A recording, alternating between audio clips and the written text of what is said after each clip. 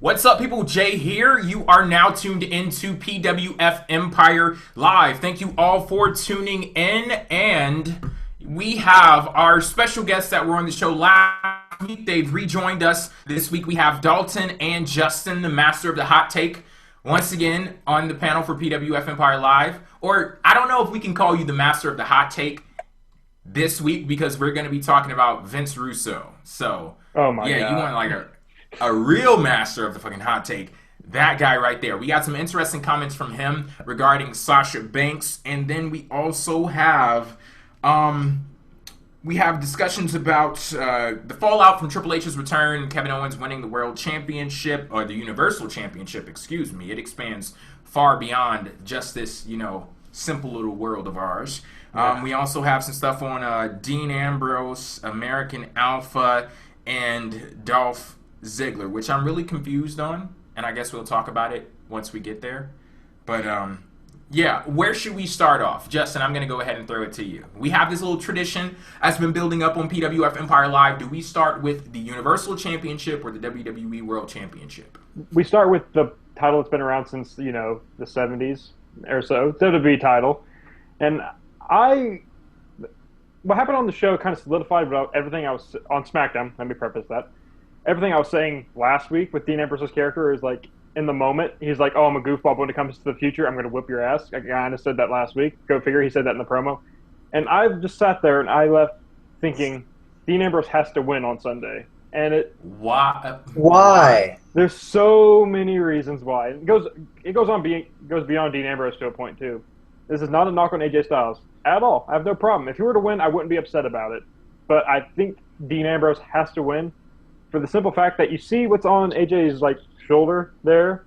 It's kind of a big it's a kind of a big reminder of what's coming, and that Cena's going to want to come back and get some retribution, so to speak. And I don't want to see AJ Styles versus John Cena for the WWE title, because that means Cena's probably going to end up winning that. And I have no problem with Cena 16-time world champion. I would love to see that, actually, but not right now when SmackDown's in its infancy and it needs to stand out on its own and show this new crop of talent that they've been kind of establishing. Dean Ambrose has to win just to protect that moniker a little bit. In fact, I want to extend his title reign just a little bit. Like Survivor Series, give me Survivor Series with Dean Ambrose. You know what, Justin?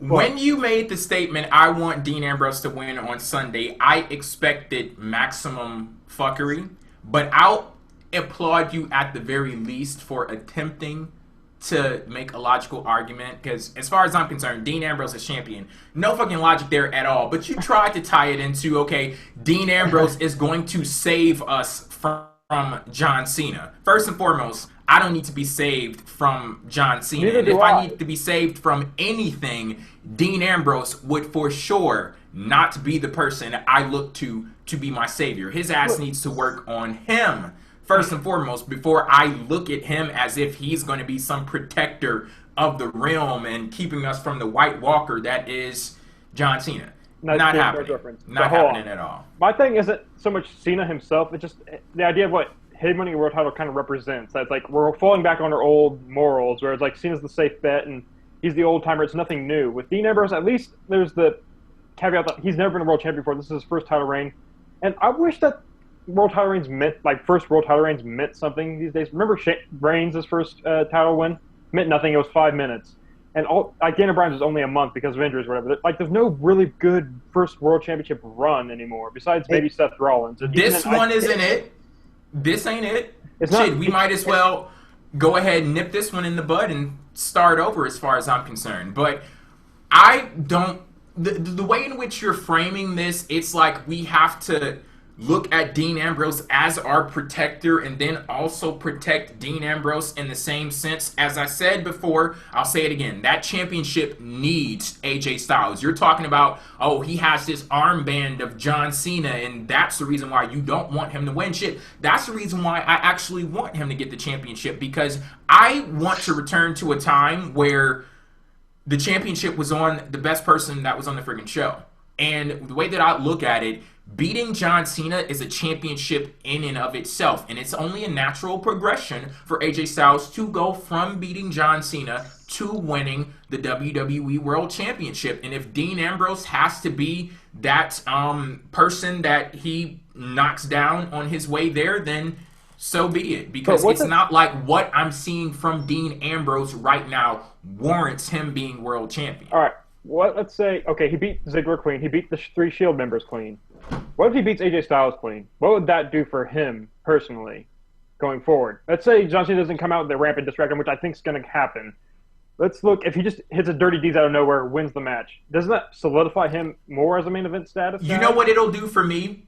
Absolutely nothing. Because Why? my issue is not with Dean Ambrose beating people. They could have Dean Ambrose go on a fucking winning streak where he literally defeats every single person on the roster. But if I don't see a connection with the story and with the character, it all seems hollow. Like, you could sit here and you could talk about how he beat the guys in the Shield and how that's supposed to add to his legitimacy, but it was very transparent what WWE was doing. They knew in their minds that we're going to separate this guy from Roman Reigns and Seth Rollins. We're going to need to establish a top star over on SmackDown. So let's go ahead and give this guy these wins, and then boom, he's separated from these guys, and we can rebuild them and do whatever the hell we want to with them over on Raw. But Dean Ambrose is going to take that over on SmackDown. But if I can't relate to you as a character, it's all hollow. And that's it. I don't sense any substance behind what Dean Ambrose is doing. And I guess that's ultimately my problem with him. So I don't care who he beats. If the character is flawed, the issue is going to remain. And him just going out there and keep beating people, that's not going to do anything but make it worse. Because you have a shitty-ass character in Dean Ambrose beating a complete overall wrestler in AJ Styles. That makes no sense to me. You cannot squander what AJ Styles' character is for fear of future booking when John Cena comes back. And like, it's not exactly. No, but looking at that though, I guess I'm looking at this more as a business and a fan perspective. But I don't like the idea of AJ going as a world champion facing John Cena and having Cena beat him. If it was like AJ beats him again, that's kind of like odd, but I would take it. I would accept it, and we'd move on from that. My thing is not so much. It's also as a fan of Dean Ambrose personally, I see where he's going. Like, he's the jokey guy, like in the build-up, but when it comes to the match, he puts his best foot forward. He says, "I take people down. I make them drown a little bit." There's no legitimacy in taking him down. That doesn't happen. True. I think This is the same fucking dude who was in the Ambrose Asylum, a match that was named after him because of how supposedly crazy he is, and him and Chris Jericho were arguing over a fucking mop. They were fighting over a mop. He's not Patrick Ewing in the fourth quarter. He doesn't. You can't treat your opponent in AJ Styles like a joke for 3 weeks or the better part of 3 weeks, and then all of a sudden say, "Well, when you get in the ring with me, it's not a wrestling match; it's a war zone." Sure, his cadence sounded really impressive on Tuesday. I'll give him props on delivery. Yeah, his delivery was on. If I believed anything you fucking said, that would be even better. But I look at Dean Ambrose though, and I see a man. I think he was like had an uphill battle to climb when they gave him the lunatic French. He should have been like named as eccentric. That's more Dean Ambrose. Because lunatic is more like a guy throwing shit at the wellness center and then like for Lita's attention. That's kind of a lunatic. Dean Ambrose is he's eccentric. He's quirky. He's not all there in the head, but you kind of dig him a bit. And I like the idea of him being fringe. There we go. Quirky fringe, Dean Ambrose. That doesn't pop like lunatic fringe. I can imagine it in my mind. It doesn't look that nice on a T-shirt. Yeah, but at the same time, it's still false advertising. It's Michael Cole. I just see potential in Dean Ambrose as champion. Give him till Survivor Series, and then you never have to give him a world title again if you feel like it's a big failure by that point. But as a Dean Ambrose fan, since his Shield days, he was my favorite member of the Shield. I love that he's champion because as a fan, you get into that kind of thing. But I like to see him win. And if AJ Styles wins, fine. I'll be like, cool. AJ Styles is a champion. I never thought I'd see the day. But you know what? It'd be cool if Dean Ambrose held it down on SmackDown, became that SmackDown guy like Taker was. He's holding it down, all right. Oh. Yeah, down in the ratings. No, I'm not even saying that. I'm not going there. I'm saying he's holding the championship down from the place that it actually should be, on a bigger star. So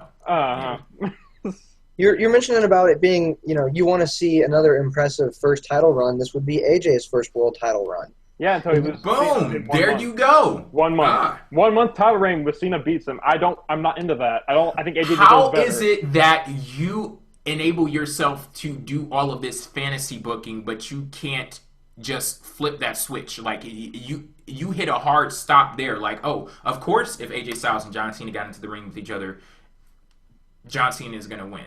Because like, you can Cena's do all of losing this up to this fantasy point. booking, but you can't fantasize there. We were able to suspend disbelief at I've been SummerSlam. watching since I was a kid. I know where this ends. And it's not a knock on Cena. I love John Cena as a superstar, okay? I think he's great.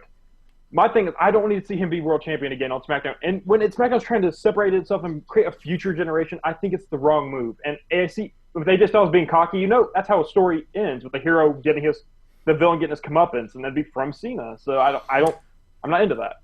I'll just say what I said before. Again, if you put me into a situation where John Cena is the big bad villain and Dean Ambrose is the hero that's going to save the day, give it to the fucking villain. And that's all I got to say about that. All right. I made my case. I made you my did. bad. It was a case.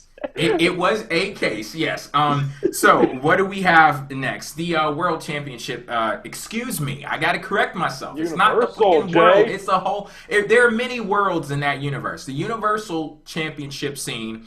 We had Triple H shake the universe at its core last week, and even though we were dealing with the fallout of his actions, we did not see him this week on the show. But what we did get on Monday Night Raw was this big chaotic segment that kicked off the show, and we had Kevin Owens in there, the new Universal Champion, Stephanie, Mick Foley, Seth Rollins, and there was just a whole hell of a lot of chaos. So I just want to know from you guys, what did you think about this fallout from Triple H's actions and Kevin Owens becoming the Universal Champion? I actually enjoyed it. I did. I could certainly see certain people's criticisms, like, oh, Triple H wasn't there. We don't have all the pieces. But it's not one of those things where you have to have all the puzzle pieces put together and put right in front of you on the next night. I enjoyed the chaos. I enjoyed the dynamic between Mick Foley not knowing if he could trust Stephanie McMahon and her trying to assure him that he could. And then I enjoyed that Kevin Owens, while he's enjoying the fact that he's the champion because of somebody else's interference, he threw all of the praise he got from the fans back in their face and saying, "You chanted, you deserve it. Thank you for the Hallmark chant, but I know I've needed this. I've wanted this from day one. I don't need your approval." And that says to me, like, okay, I don't care if you're wearing the suit, Kevin Owens. You're still a badass, because we see a suit and we go, oh, crap, now he's in the authorities' back pocket. But no, that's not the case. At least if that were the case, that's just so far beyond idiocy. So I didn't need Triple H there, and I did see him in a segment on WWE's YouTube channel. I didn't actually get to see the video, but I'd be okay if they ran more supplemental content like this for a good time, for a good decent time after this, because the chaos right now is what I'm being sold on. Mm-hmm. And with that chaos, though, I have to kind of disagree with you. Shocker, right? But I think Kevin Owens was the weakest link out of that entire segment. And Kevin Owens was okay. I like this heel stuff where he bashed the crowd over. That's good heel, classic heel shit. I love it. But at the same time, Mick Foley has a dynamic going with Stephanie that's really compelling. Something you'd see out of General Hospital. Is that the show you watch, Jay? But yeah, something kind of out of that, which I enjoy, where it's like, I saw that little glimmer in your eye. I know you're a good girl. And Stephanie's done some shit to you, Mick. I mean, yeah, okay, I guess I'll buy it. But then they have a really good dynamic going. The Mick Foley's like, I have to question myself as a general manager now. That's interesting. Seth Rollins is like, I tore my knee for this. I won all this. And then it's like, okay, Seth Rollins is really interesting right now. Roman Reigns comes up and says nothing. He's interesting. Kevin Owens is like, he gets told shut up, and he's like, okay. He's just, what? That's Kevin Owens? He's quiet when Seth Rollins tells you to shut up, this doesn't involve you? If I'm Kevin Owens, I'll be whooping his ass right then and there, I guess. And plus, Kevin Owens is not afraid. I've never seen him as a coward. I've seen him as smart. more than anything else. And I don't And feel that was smart for him to do that, not to fly off the rails in that moment. Because what the hell would him flying off the rails and going off on Seth Rollins? He just disrespected you, though, as a man, though. He's like, you're the most insignificant thing. And what you said there, when you said that Kevin Owens is smart, that's exactly who he is. He's a cold and calculated individual. He's not going to react to you he's not going to react to you baiting him into a fight. He's going to do what he needs to do and strike when the moment is right. So I'm not going to hold that against him. As far as I'm concerned, there was no weak link in this segment. No. Everybody knocked it out of the friggin' park. That was truly an awesome segment, and I look at it like this. If we're talking about Triple H not being there, of course, that's the guy that a lot of folks are talking about because his action, he was a catalyst to every single thing that happened, and he's the center of it. He has stuff going on with Seth Rollins, Roman Reigns, what's with him and Kevin Owens, him and Stephanie, and so Triple H is at the center of all of this. I would understand if I felt what we got on Monday Night Raw was inadequate, then I'd be like, okay, where the hell is Triple H? But they gave me enough to get excited about what's going on, and I'm being sold on the chaos. And then at a later point, they can revisit what's going on with Triple H and how he plays into everything. Play it out, you know. I would agree with you, but they have to mention and address Triple H next week. Otherwise, I'm going to look at Seth Rollins. I'd say Roman Reigns wins next week if we're getting too ahead of ourselves. If they're both in that match and they still are like, oh, we're going to win this, when Triple H is just like, oh, we're going to forget about that guy. He obviously won't interfere here or something like that. I think that makes both characters incredibly stupid. So you're saying you don't want them to forget about Triple H? Like, is that what you're saying? Yeah, I want them to come out next week and say, okay, I want to make sure Triple H isn't coming out if I'm going to have this match, because otherwise, why am I going to even have the match if I'm just going to get pedigreed and screwed? Okay, I get you there. I definitely get you there. They have to mention him at some point. I can't just be like, oh, that guy helped you win the belt or whatever. It's like, no, if you're Seth Rollins, you're like, I want to make sure that motherfucker ain't coming near me, okay? I'm going to get my match, and I'm going to get my title. If he doesn't, he's an idiot. And I don't like that look, especially if Reigns, too. If Reigns gets into the match, hypothetically. But yeah, that's my one qualm with Triple H not being there. Okay.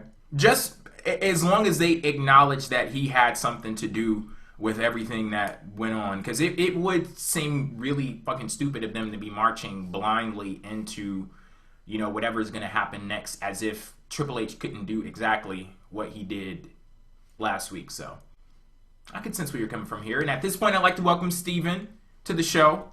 What's up? You want to go ahead and jump in on this topic? The hottest free agent on PWF Empire. The man who was blacklisted tonight by not being given the link. You were blacklisted? Is here. I didn't know what your status was. But yeah, we got a whole hell of a lot of free agents out there. Shit. Two free agents on the show. You're the only one here with a set position. Sure. Oh, well then. You slipping, boy? Is it too late for me to give my comment on Ambrose? It's never too late to talk about Dean Ambrose when I'm here. Let's talk. What do you have to say about Dean Ambrose? Well, I don't have much to say. I don't have much to say because I really agree with most of what Jay and Dalton were saying, which is probably not what you expect. When Justin is on the opposing side, yeah, it is. We can stop talking now. We can talk about Dean Ambrose. I mean, look, there comes a point where, like, you gotta, like, stop seeing what someone could be and just see what they are. And I think I'm reaching that point. Because when I look at Dean Ambrose, I see, or I saw, and I still see the guy he could be, but he's not that guy, and he hasn't been that guy for years. So I just have to say, okay, I guess Dean Ambrose is not gonna be how I want him to be, and a lot of that is his fault because I mean he got the challenge from Austin and he hasn't stepped up. So I mean, I'm a little bit disappointed. Speaking of that, you said it's Dean Ambrose's fault. It's a little bit of Stone Cold's fault too, because I'd be lying if I sat here and said every single time I saw Dean Ambrose that interview didn't pop in my head, because it does. Every fucking time. And it's so unfair to Dean Ambrose because what can you do? He's handcuffed. But it is what it is. He's not as handcuffed as he thinks he is, which is what Austin was trying to tell him. But anyway, I think the best thing that they should do is turn AJ face and turn Ambrose heel. I think that's what they really got to do, because you could tell the Ambrose hate is coming in. He's getting a little bit booed, and people are dying to cheer AJ again. So I didn't always agree with the heel turn in the first place. I think that served its purpose. Now it's done, and they could do the double turn, and it would work beautifully. But I don't know if they will do that. And I think that's a good way to compromise here with what Justin was saying, is give Ambrose some more time with the title by making him a heel. Have him cheat to win so he doesn't beat AJ clean. And then AJ could beat him in a month or two. Yeah, if we get a character change from Dean Ambrose, then I won't say I'm 100% against him winning the champion or retaining the championship, but the current incarnation of Dean Ambrose, I do not want to see that guy with a title. I don't want to see him, period. But yeah, any thoughts on what's going on with the Universal Championship scene on Raw?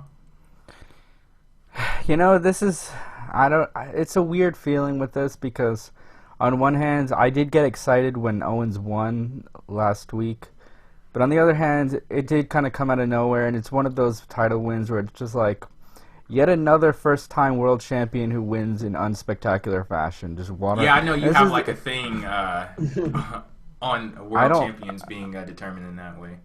I don't like it, and especially because this is the second name on that list of world champions for the Universal title, and he wins by Triple H coming in, and basically Triple H won the belt. Okay, he won the title. I think it would have been great. It would have been great if Owens just eliminated all three, and maybe with some assist by Triple H. I don't know.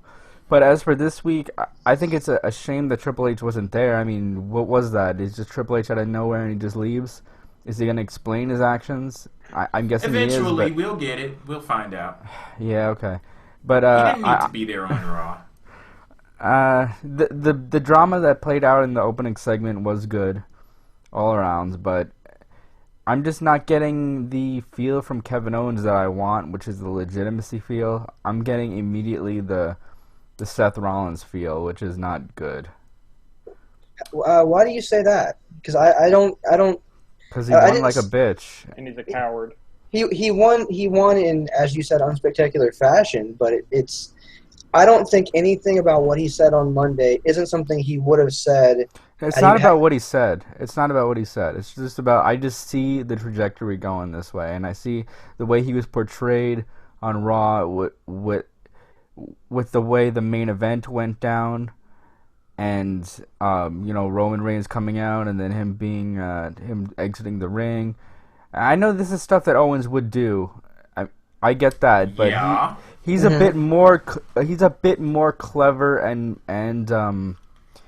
wink wink with it. Like, he does it. He's the kind of guy who would look as if he's about to run at Roman Reigns, and then he would come out and then he'd say "fuck you guys." He wouldn't just, cowardly, leave the ring. So I don't know. I just feel like he's gonna be the new Rollins. I don't have any interest in seeing that. And this is something we actually discussed. I'm not ready to go there yet.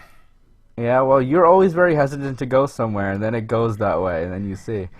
I remember we discussed this, actually, months and months ago. About the possibility of Kevin Owens joining the Authority, and I said... Yeah, for this very reason. So I'm not liking it for the very reason that you said hell no.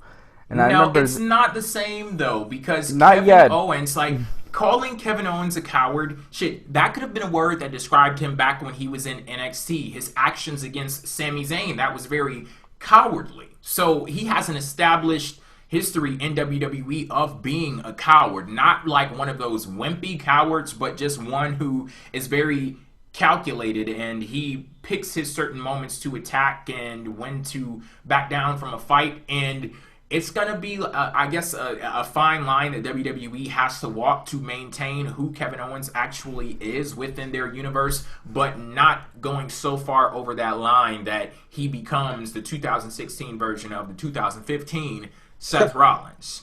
So I mean, that's fair enough, but I don't know. I'm worried about it. I wasn't satisfied with the way he won his first world championship, and I think that just left like a bad taste in my mouth. So I don't know. We'll see. Just stay a sociopath. I mean, that could work. You know what? I kind of hope he does turn out to be like Seth Rollins, so people can tweet me and tell me what a heel is, and I can, live with that for a whole another fucking year. When I get it, it's not the heel I want. I fucking hated that. I've been watching wrestling since 1999. Actually, before 1999. But yeah, well, he's just being a heel, and you're supposed to hate him. I'm not supposed to want to throw my fucking TV out of the window and then jump out of the window after it because it's something I see on TV. That's not supposed to happen. That's not a natural reaction. But, yeah, hopefully we avoid that when it comes to Kevin Owens. Let's move on now to our buy or sell segment. We're going to kick things off with the guy. And I guess he has more of a reason to call himself the guy now because Roman Reigns has been ranked number 1 on Pro Wrestling Illustrated's PWI 500 list. They do this list where they rank the top 500 wrestlers in the world, and Roman Reigns is number 1 on that list. So do you all buy or sell Roman Reigns being PWI's number 1 wrestler of the past year? I buy it. And I tell you why. Because if you look at just the booking of it, this entire year, he was in the Rumble match. He was walking into Rumble champion. First Royal Rumble with the championship on the line since Ric Flair. He beat Brock Lesnar, Dean Ambrose. He won at WrestleMania against Triple H in the main event. He beat AJ Styles twice. He peed hot, but, that's okay. Then he lost the belt to Seth and Dean Ambrose. Wait, you said he beat Brock and Dean Ambrose? Yeah, at Fastlane. In a triple threat match. Oh, shit. That match actually did happen. Yeah. Yeah, I totally forgot about that match. But yeah, he's had a big main event year, world champion. I think they look more at the booking and how his character is used. And if you have the main event of WrestleMania and you beat Triple H for it, I think you're going to get the number 1 spot. So I agree with it on that aspect. When it comes to wrestling, he's probably not the best. I mean, you have AJ Styles there, you got Bobby Roode here, you got Nakamura. But if you look at booking statements, I think I agree. I buy it. I'll take it. I could see an argument for this, earlier in the year, but now that he's cooled down so much, it's just hard to say, It's hard to see him as the number 1 guy right now. But, from what Justin just described, that is a pretty compelling series of wins that he got. But he did lose to Rollins and then Rollins and Ambrose.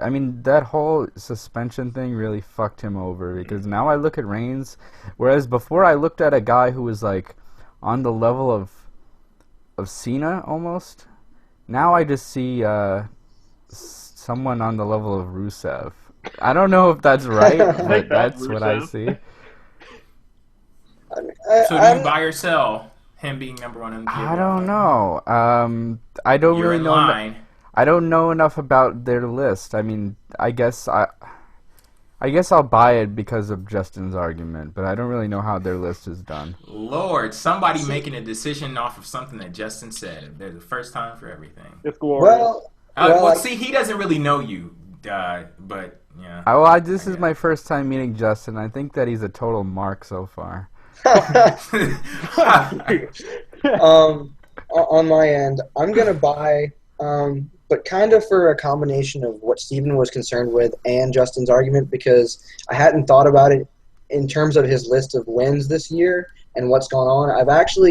I'm buying it if for the only reason then the heat it will produce with the IWC. Because I'm not sure how, as Steven mentioned, I'm not sure how they put this list together. I'm not even sure what part of the year they start formulating this list, because for all we know... I think it's from summer to summer, June or July. Okay. Well, then I guess they would have done this after he popped.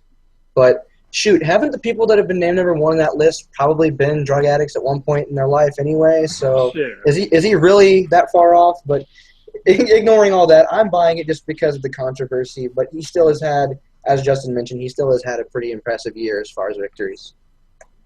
Yeah, the way in which he's been portrayed in WWE, he's been portrayed as a top star, as the guy, and he's gotten some impressive victories like they talked about here, and he's had a lot of investment from a storyline perspective, and that's how the rankings come into play with the PWI 500. How a person is presented on screen, how they win. It's very much so a kayfabe ranking for the year. And when you take all of that stuff into account based off of how we've seen WWE book Roman Reigns on TV, then it makes sense to me for him to be number 1. And I hope that he looks at this as an achievement, and I hope that it gives him a little bit of, of a good feeling to know that it pisses so many people off. You know, the folks that refuse to acknowledge the fact that he has improved his craft and he has gone out there and he's had some badass matches. I'll say it once, I'll say it again. That feud that he had with the AJ Styles earlier on in the year, best world title feud in a while. So, yeah, we'll see if it stands for the rest of the year. But yeah, it's been one of my favorite feuds this year in wrestling. So, yeah, good on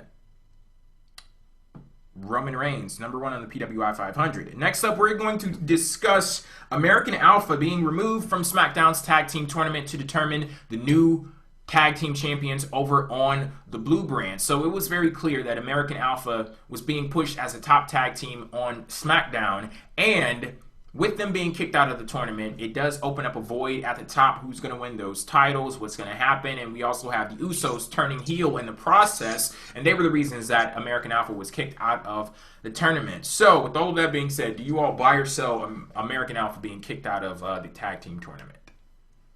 I buy. Absolutely buy. And it's funny because I'm almost ashamed to buy it just because I have to give Usos credit for something, because I think they're absolutely terrible, but I think as far as their role goes, they serve better as a face, and we saw that American Alpha was being propped up to be the number 1 tag team in the division, and had they just outright won it and crushed everybody in the running, it would have been really obvious. Like, it would have been cool. They certainly deserve it in ring. It's not to say that there's anything wrong with them. It's just that it's so obvious when there's so much organic support right now for Heath Slater and Rhino. I can't see them going with any other option than to move the obvious choice out of the way so as to give an easier lane for Slater and Rhino. So I think Usos serve better as a heel. American Alpha now have a feud in the future that they can go back to. They have something to work towards, and it will mean that their eventual tag team win will mean even more, and hopefully Slater will get a contract. And you summed it up perfectly there, so I'll just agree with every single thing that Dalton said and buy this. It sounds kind of weird that my favorite tag team in all of WWE, I'm buying the fact that they got the hell beat out of them and kicked out of a tournament that could crown them the tag team champions. But, yeah, that's exactly what it is. It's a weird situation, but a very fun and interesting one. So I buy it. I want to buy, but I want to question it just a little bit because it all depends on what happens at Backlash, really. Because if Heath Slater and Rhino don't walk out tag team champions, then fuck this. I'm selling it. Yeah, it all depends on that. Because if the Usos win, I don't have a problem with the Usos. I actually like that they're heel, but Heath Slater and Rhino, a little more important here on the totem pole for me. If they win, then I totally buy it. If they lose, I'm selling the shit out of this. I'm going to pawn it off, and I'm going to. You're going to put it on layaway? What? You're going to put it on layaway? Oh, hell yeah. And you know what? I'll first come, first serve. Anyone who wants it can have it. But Heath Slater and Rhino got to go over. That's my only caveat. Done. Who are Heath Slater and Rhino facing? Usos. Whoever wins between the Usos and the Hype Bros. Okay. No, look. I just don't want Heath Slater and Rhino to be the first tag team champions on SmackDown. Why not? Because they're a comedy team. What's wrong with that? I mean, they're over. That is a story of an inspirational man who's just trying to provide for his family, who is looking for, a double wide. A double wide, looking for dream, a step up in life, Just looking for his shot at the American dream. There you go. Yeah. Who doesn't dream about being in a double wide trailer? So you're down with the whole Heath Slater, but you're not down with the man Eric Rowan. I don't get that. Okay, I love Eric Rowan. I don't get what that even means. What it means how are we tying Eric Rowan to this? Because you're doing the whole gimmick where Heath Slater, we love him. But you won't get behind Eric Rowan. That's a storyline on TV. This Eric Rowan bullshit is something that y'all created. I don't sign off on this. Hey, wait a minute. Why do you say bullshit? He had a match with The Rock at WrestleMania this year. I think he's more than bullshit at this point. Eric Rowan's a fucking star. He puts over really good talent, man.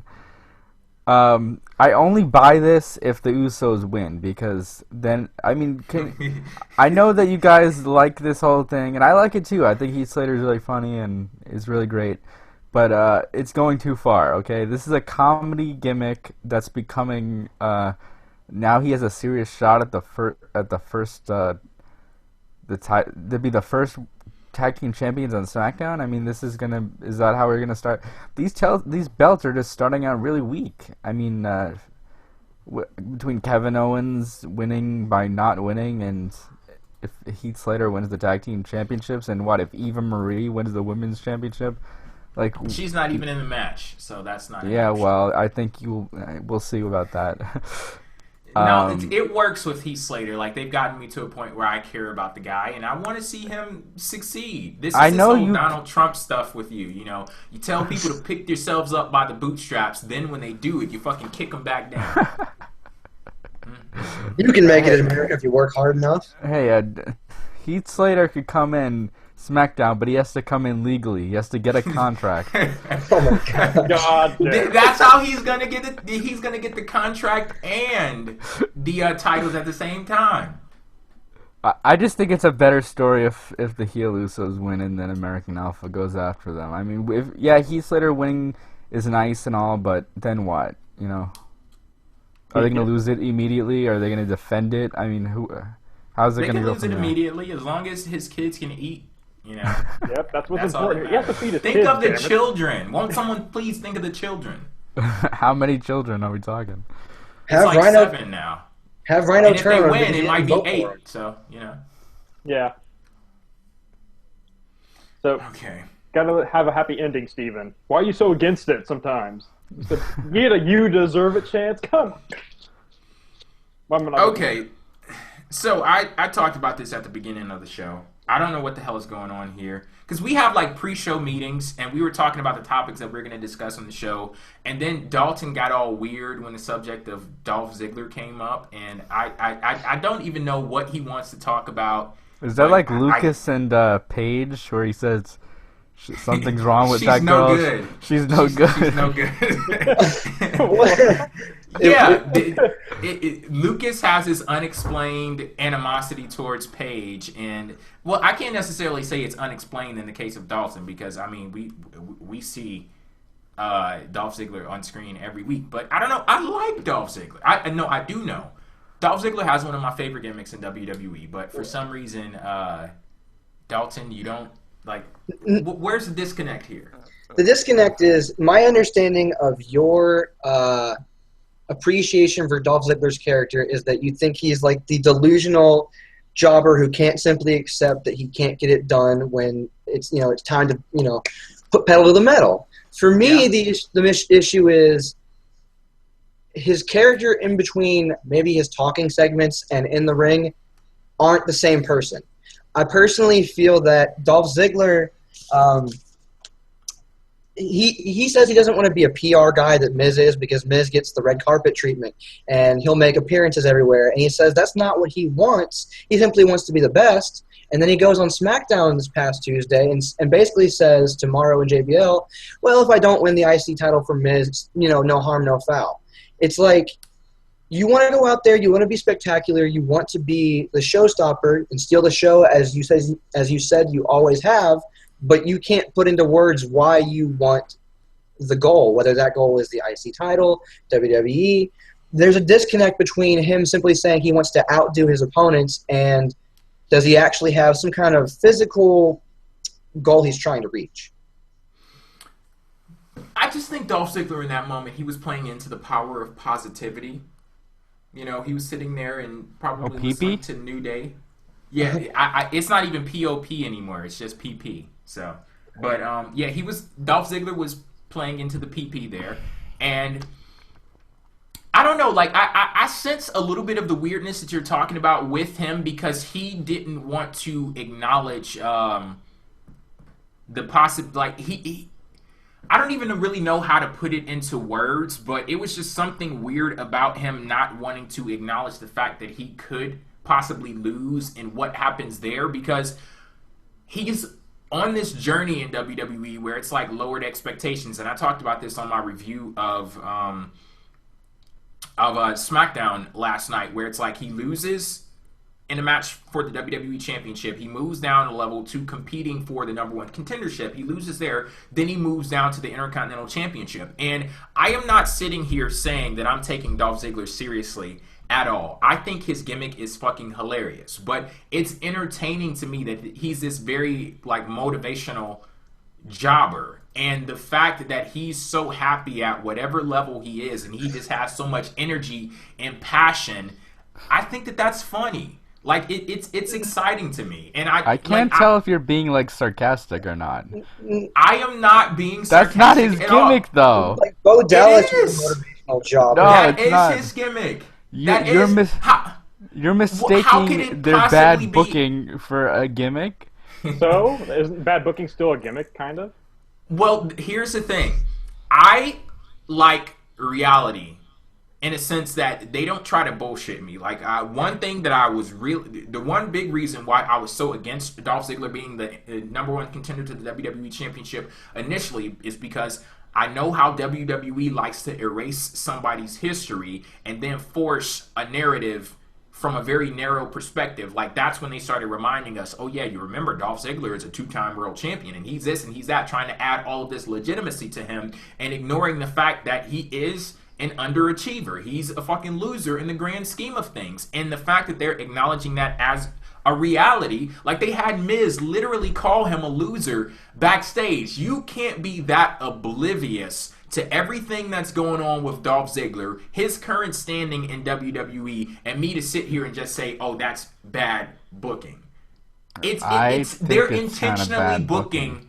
They're intentionally booking Dolph Ziggler this way, and I like it. It's very fun. I'm gonna pay more attention to see if you're right, but I really don't think you are.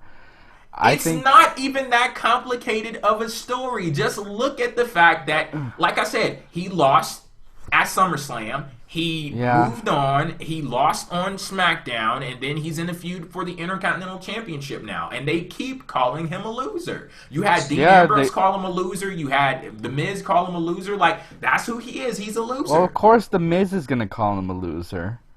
So when the commentary starts telling the story, then I will know that it's intentional. Not when the Miz says outright do that. Well, that's what they always do. So that's how I'll know if it's deliberate, because they always do read between the lines, though. I see where Jay's coming from to an extent. I hate Dolph Ziggler. There is no reading between the lines on wrestling. I mean, not in WWE. There was a great strategy one time.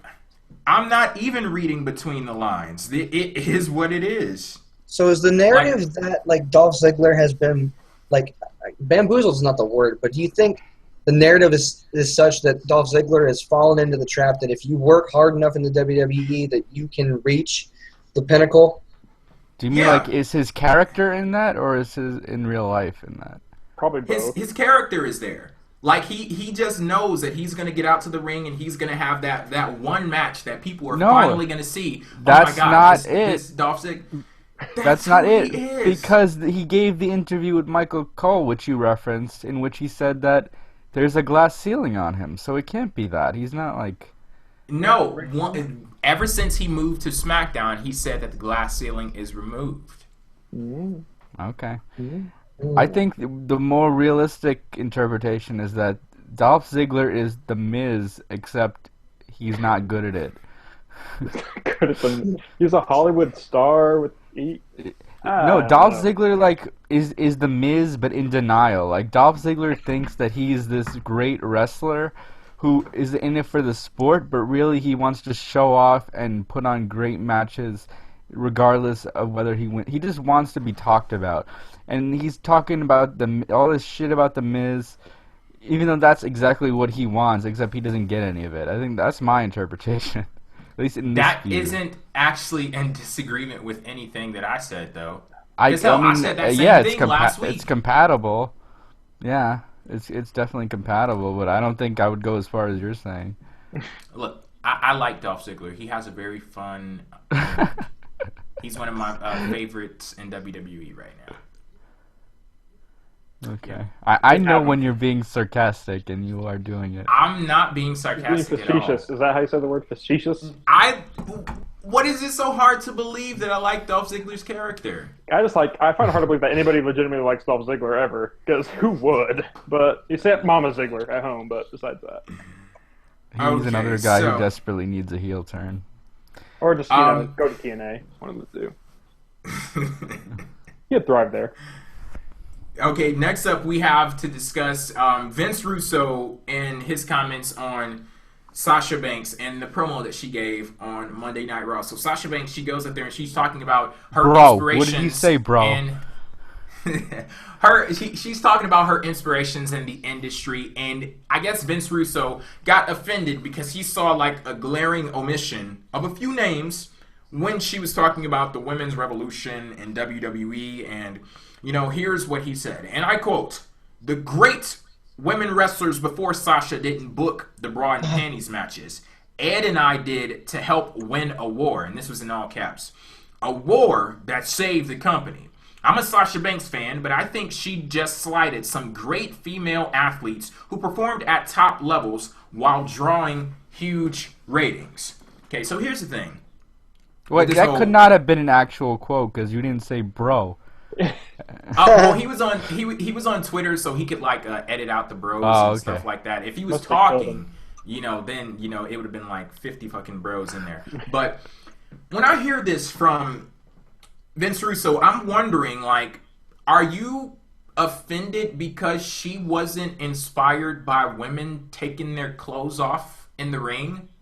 I understand why you, Vince Russo, being the person that booked it that way, you look at that as if it has some substance, it meant something, and that's wonderful for you. If you want to look at this and use it as a chip and say, I, Vince Russo, was able to book something that helped WWE win the war, that should mean something to you, but that doesn't necessarily make it mean something for Sasha Banks. And if you're offended by the fact that she's not inspired by your work, then I say that's too goddamn bad, because the objective of her going out to the ring, it wasn't to make you happy and massage your ego and talk about how great everything that you did was with the women, even if it was popular. But one thing we do have to acknowledge, what Vince Russo did in the Attitude Era with the women's division, it was appealing to the lowest common denominator. And it helped you win a war, but Sasha Banks is put into a position now where she doesn't have to look at this as a soldier.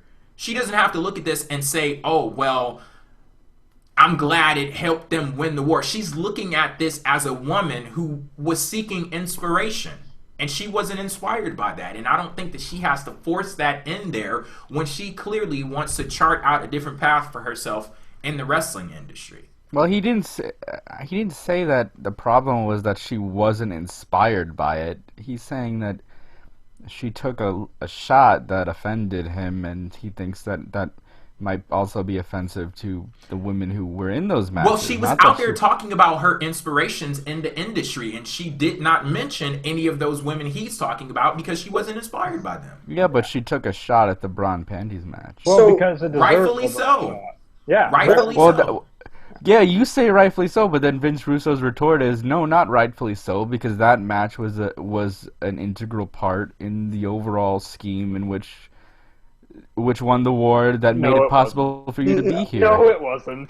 But I'm not saying it's true. I'm just saying that's his argument. Why does that have to mean something to Sasha Banks, though? Well, it's just saying don't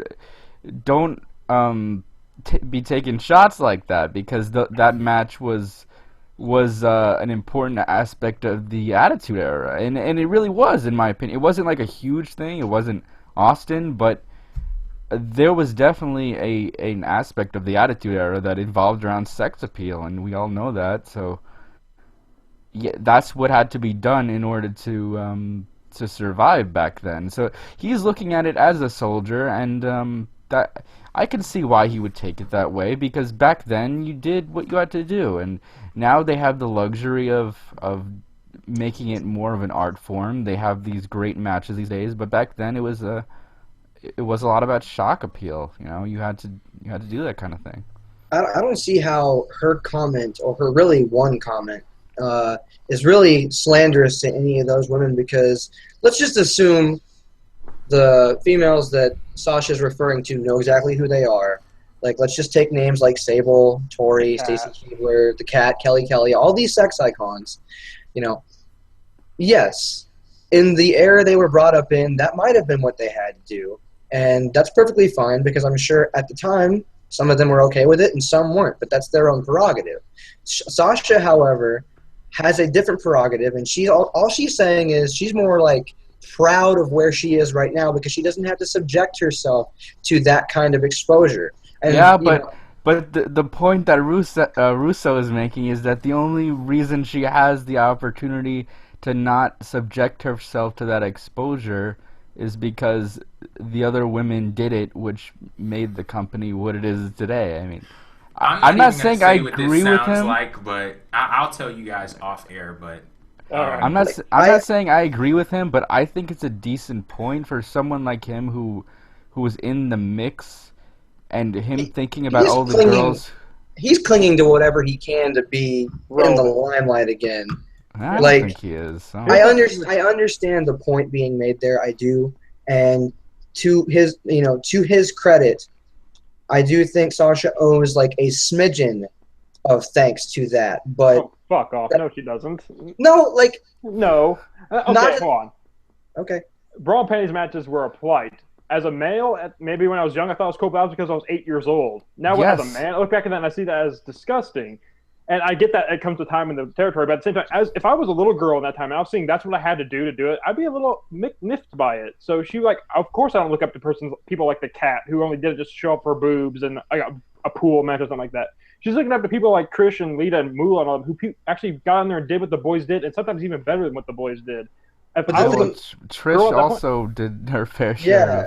She did bra and panties matches just as much as she did actual good women's matches. And I get that, but at the same time, she's looking not at that aspect ever, but at the aspect she inspired her is that she main evented Raw with Lita. That's what she took away from it. And I think the only person she really kind of admitted, maybe two if you want to go Sable, but Chyna. And I get why they didn't say Chyna on air, but Chyna's a big inspirational figure that I feel has been devalued over the years. Yeah, I think that she should have mentioned Chyna. Like, but I get why she didn't, but yeah, because you had a lot of stuff going on. There's a whole Pandora's box open up when it comes to Chyna. But going back to what you were talking about, Steven, and my audio kind of cut out for a bit, so I don't know if it actually was said. But I can look at Sasha Banks and say that she does not look at people like Sable, people like Deborah, and all of those people, those women from the Attitude Era. She doesn't look at what she's doing right now as a continuation of them. So she is not in a position where she's like, okay, because they did what they did, because they made those sacrifices, I'm able to do what I'm doing right now. Because she's been inspired by people like Eddie Guerrero, who was on the male side of the thing. So if you take that whole line of thinking there, because of what Stone Cold Steve Austin and because of what The Rock and The Undertaker and what Triple H, Kurt Angle, what those people did, that allowed Sasha Banks to do what she's doing right now. So to attempt to they did the male equivalent of bra and panties matches. They did shock value. Like what? All of what Austin did against McMahon was the male equivalent a bra and panties match. I'm not saying it's an exact parallel, but it is the shock value that appealed to the demographic of that time. Yeah, it appealed to the lowest common denominator as well, and I guess there is a point to be made on that subject for Sasha, but I mean, look, I don't mean to compare this that much, because I'm not saying I agree with this 100%, but imagine if someone like Dolph Ziggler or some pure wrestler, quote unquote. Imagine if he said, "I don't have to soil myself with these stupid barbed wire matches, these stupid graphic, disgusting thumbtack matches." It's like, okay, yeah, because you're in 2016, in the year where WWE has a monopoly. The reason why you could go out and wrestle 20-minute matches now is because they did the shock value back then, which won the war. That's his argument. I don't know if I agree 100%. I'm not saying Sasha Banks needs to be thanking the bra and panties match or anything like that, but I think he was just upset of that little shot she took. Not that she wasn't inspired by it, but that she took that little shot. And maybe he's more offended than he should be, but I don't know. I think it's a Yeah. fair point. He has a valid point. I just don't know how strong it is, but it's interesting to think about. Yeah, with Vince Russo, that's one thing that I can give him. He does say a lot of very interesting things. Oh, there's that facetiousness again. Now, it was there. I'll admit it. It was there. But on the subject of Dolph Ziggler, like, I really like Dolph Ziggler's character. All right. Are we still in the buy or sell segment? So can I sell Vince Russo in North Korea or something like that? Can I do that? I'm just curious if he has a price tag. Okay. I can get rid of him. Okay, there we go. Sure. Our final segment of the night, we're going to go ahead and move right from Sasha Banks to the overall women's division on Raw and also the one on SmackDown. Justin insists that we have a conversation comparing the two. So, what do you got, Justin? All right. First and foremost, I think there's good components for both shows. I think SmackDown is overall the stronger of the two because when I look at Raw in the women's division, you have Nia Jax. She's doing her thing, but it's not always the thing you remember from Raw or whatever. You get Sasha and Charlotte, and sometimes Dana Brooke, and that's unfortunate. But that's it. I have no idea who's on that roster. I guess Paige was on there. She was injured, and she got suspended, so that's the whole thing. Are you going to ignore Bayley? Huh? Well, Bayley just came up. And I'm just I know, like, okay, but she's there. Person. I know, in the cog now. And I look at it, I'm like, who's on this roster? Alicia Fox popped up on Monday. I'm like, you're on the roster? Where have you been? And it's like, all these things. I look at SmackDown, and I see what they're doing with each of the women on the roster. Like, Naomi has a character. Carmella has a character. Nikki Bella's trying to find her footing again. You have Becky Lynch doing her thing. Natalia's annoying, but that's her heel character. And you have all these people have purpose and a role, and they're like doing this big over-encompassing thing, leading to a world title thing. And I think even past winning the championship on Sunday, like Nikki Bella, I don't think she's going to win. She's going to feud with Carmella, and there's going to be all these characters like coming up. Like, I'm legitimately excited to see Naomi and the possibility of her winning. She won't win, but my God, I would love if they gave her a shot. And it's like, I'm so much interested in what's going on there. And Raw, you have Sasha Banks and Bayley. And everything else I'm not so much interested in. I want Nia Jax to succeed, but she's not really cutting it at the moment. And it's just like, I am so enthralled with what they're doing on SmackDown. I think it's amazing what they're doing with each of them, giving them all characters and something I could get into. I see that. I look at it like Raw has the world title of women, and then SmackDown has like the women's IC title. Mm-hmm. That's how I see it, and I'm enjoying actually the women on SmackDown a lot, but I don't see them as on the same level. Not because of who they are, but mostly because of who they are. Because Raw has definitively the best three. No, they don't. Well, they don't have Becky Lynch, which is the only one missing. I mean, I would not argue Charlotte's any good. So besides, I think the only one you have is Sasha and Bayley, and Nia Jax to an extent. You don't think Charlotte's good? Okay. Charlotte is dangerous, and I don't like watching her wrestle. She's boring. I mean, but besides that, her character's terrible. It's so inconsistent. But besides that, I think every single woman on SmackDown is interesting, compelling, and can do something great. And I'm more enthralled with that. I watched Sasha, like, you're great, Sasha. Who do you have to face besides Charlotte 100 times? I think there's more, I think to Justin's point, and to Steven's point, really, I think there's more room for growth on SmackDown because at least they've tried to provide a foundation for each of these women, because if you look at SmackDown, comparatively speaking, there's not really one single female superstar that's leading the pack, if you will. I mean, there are, of course, little interactions. Carmella's, attacking Nikki Bella. Naomi has, like, a dancer thing. Becky's still doing her, last kicker deal. And everybody has at least something they can say that's theirs in the SmackDown Women's Division. Whereas on Raw, yeah, you had Sasha, you have Charlotte, you have Bayley, who just got here, and Nia. And it's almost like I don't even consider Nia part of that division, technically. Like, yes, she's female, and yes, that's what she'll be going for. But because she's treated as a separate entity in that she gets her own match, I forget she's even part of that whole sequence. So I think Raw has what I would consider the stronger characters, though there are only a few. But there's more room for growth on SmackDown, and so that's why I give the edge out of those two to SmackDown. Just how do they have more room to grow when it's a 3-hour show and SmackDown only has 2? And I think we could be doing so much with the women on Raw. You have the more time slot. You can cut like a Golden Truth match or some bullshit and have more like women define themselves. Like SmackDown, you have such a limited amount of time. Cut a non-existent Golden Truth match. I'm trying to think. A Neville match. When the last time? I don't even remember. Give the women something to do on Raw. Other than that one segment, and they get sometimes 2 with Nia Jax. It's like, I don't know any of their characters. Dana Brooks, why should I care about Dana Brooks? She's a doormat and she's an idiot. So why she's already out. Charlotte sucks. Becky, Bayley, and Sasha. Those are the only two, and I can't think that's good enough for our division to hold water. And I think that's the big problem with this draft is like now, like the tag team divisions have suffered and the women's divisions have suffered, except on SmackDown with the lesser time, yet they give more time to the divas, which is women, trying to break it, women. And I'm just applauding what they're doing over there. Even though the segment yesterday sucked with the promos or whatever, I still like what they're doing with every single one of them. And I think that's an accomplishment that needs to be called out on. Yeah, I'll give SmackDown props in a sense that they do have a lot of room to grow with that division, and it seems promising right now. I'm not going to go as far as to say that they're where they need to be. And with Monday Night Raw, I guess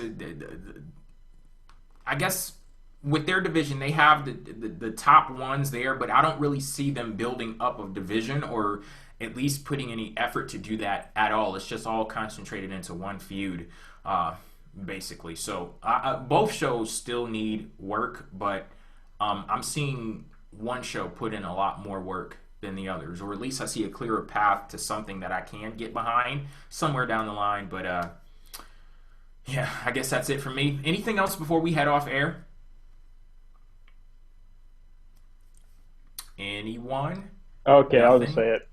I want Braun Strowman to be better because I was a fan up until this week, and that match with Sin Cara was bullshit. And I still want to be a fan of Braun Strowman because man, we need some big guys in this company again. We need some like grit and some Sheamus types and Cesaro types. So I hope to the make best for Braun Strowman. Raw great again. Well, yeah. We gotta bring in the great Khali. Dude, the Great Khali comes back.